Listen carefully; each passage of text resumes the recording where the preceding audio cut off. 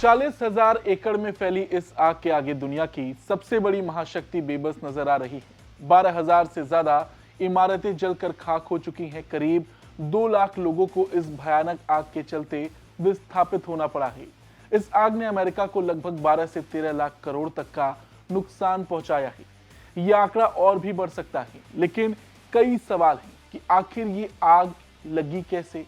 7 दिन से भी ज्यादा वक्त हो चुका है, अमेरिका इस पर काबू क्यों नहीं पा सका? क्या आग से निपटने के इंतजाम काफी नहीं थे? इस आग ने कितनी तबाही मचाई? और इससे जुड़े कई ऐसे सवाल। नमस्ते, जय हिंद, मैं हूं ऋषि सिंह और आप देख रहे हैं भारत तक। अमेरिका के लॉस एंजलिस में पिछले 7 दिनों से लगी ये आग बहुत कुछ तबाह कर चुकी है।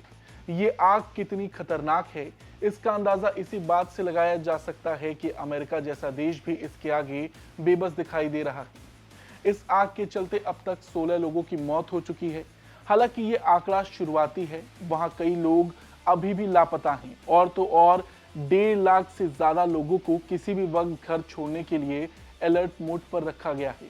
अमेरिका की तमाम एजेंसियों के आंकड़ों के मुताबिक लॉस एंजलिस में लगी ये आग अमेरिका के इतिहास की सबसे खतरनाक और महंगी आग हो सकती है।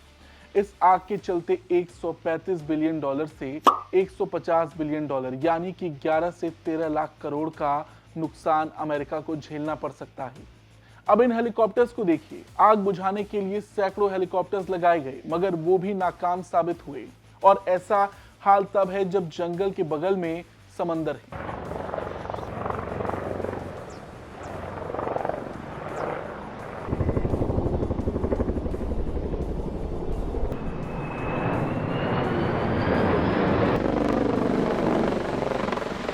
29,000 एकड़ का इलाका पूरी तरह खाक हो चुका है। 12,000 से ज्यादा इमारतें तबाह हो चुकी हैं। 50,000 घरों को नुकसान हुआ है। 3 लाख लोगों को सुरक्षित जगह जाने के निर्देश दिए गए। पैलिसेड्स में सबसे ज्यादा तबाही मची है। इस इलाके की करीब 21,000 एकड़ जमीन पर आग का कहर देखने को मिला। इस इलाके की करीब 15% आग को ही अब तक बुझाया जा चुका है। इटन की आग 14,000 एकड़ तक फैली है। इसके भी करीब 15% हिस्से पर काबू पा लिया गया है। Anthony Hopkins, Paris Hilton, Mel Gibson, Billy Crystal समेत कई एक्टर्स ने आग की वजह से अपने घरों को खो दिया। कमला हैरिस तक को घर खाली करने के लिए कहा गया है। अब आग कैसी लगी, इस पर भी 2 थ्योरी है। शुरुआती दिनों में सोशल मीडिया पर इस तरह का दावा किया गया कि आग जंगल में लगाई गई थी, जिसने फैलते फैलते बड़ा रूप ले लिया। लॉस एंजलिस पुलिस ने एक आदमी को इसके लिए गिरफ्तार भी किया था, लेकिन वहां के फायर चीफ ने इस दावे को खारिज कर दिया। फायर चीफ का कहना है कि इस बात के कोई सबूत नहीं है कि किसी ने जंगल में आग लगाई हो। अब इतनी बड़ी आग कैसे लगी, इसको लेकर जांच जारी है, लेकिन अमेरिका की तमाम रिपोर्ट से जो पता चलता है, कहीं ना कहीं तेज हवा और सूखा मौसम इसके लिए जिम्मेदार है। अब बात करते हैं सेंटा एना विंड्स। सेंटा एना हवाएं तब चलती हैं जब ग्रेट बेसिन पर उच्च दबाव बनता है और कैलिफोर्निया के तट पर दबाव कम होता है। आमतौर पर इन हवाओं की रफ्तार 95 से 135 किलोमीटर प्रति घंटा होती है, लेकिन कभी कभी ये 165 किलोमीटर प्रति घंटे से भी अधिक हो जाती है। ये हवाएं साल में कई बार बहती हैं, लेकिन जब ये हवाएं जंगल की आग के साथ मिलती हैं तो भारी तबाही होती है।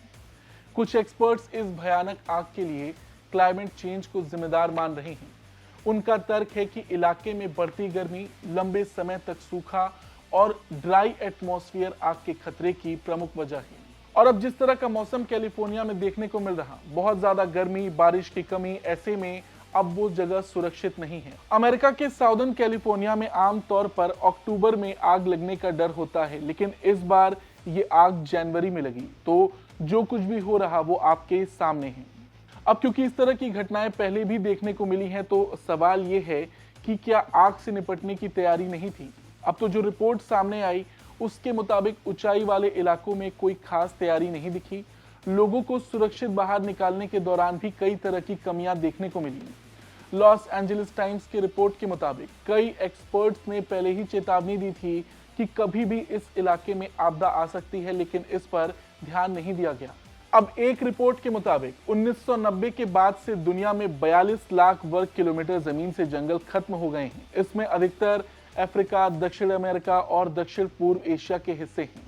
वहां कैलिफोर्निया में भी जंगल के इलाकों को खूब काटा गया है और वहां लोगों को बसाया गया है। इसने भी इस समस्या को खूब बढ़ाया है और ये कहना गलत नहीं होगा कि लॉस एंजलिस में लगी आग ने प्रदूषण को बड़े पैमाने पर बढ़ा दिया है और ये आग अमेरिका को लंबे समय तक दर्द देती रहेगी।